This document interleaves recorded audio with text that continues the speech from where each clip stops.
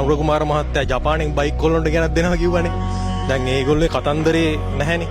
එතකොට මම දැන් අවුරුදු 5ක් විතර ඩුබායි ඉඳලා ලංකාවට ඇවිල්ලා මම දන්නවා ඒ රටේ මේ රටේ කොහොමද සීන් එක කියලා. ඉතින් අපි ඒ රටට ගිහිල්ලා බැලුවොත් ඒ රටේ කොල්ලෙක්ගේ හීනය මේ මචං මේ කොල්ලෙක්ගේ හීනේ ලෝකේ තියෙන හොඳ වාහනයක් පදින්න එහෙම නැත්නම් මේ යොට් එකක් ගන්න මේ හොඳම බයික් එකක් පදින්න.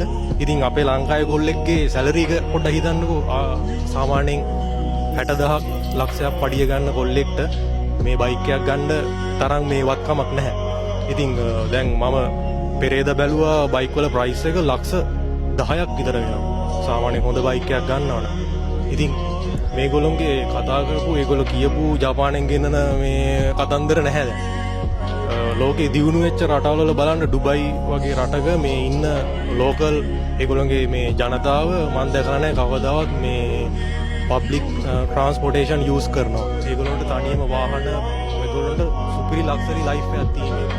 ලංකාවේ මිනිස්සු තවත් දුක විඳිනවා. තවත් මේ මිනිස්සුම පල්ලෙහාට දාන වාහන මිල වැඩි. කොල්ලෙක්ට වාහනයක් බයික් එකක් පදිනවා කියන එක පට්ටම හීනයක් වෙලා තියෙන්නේ මචං.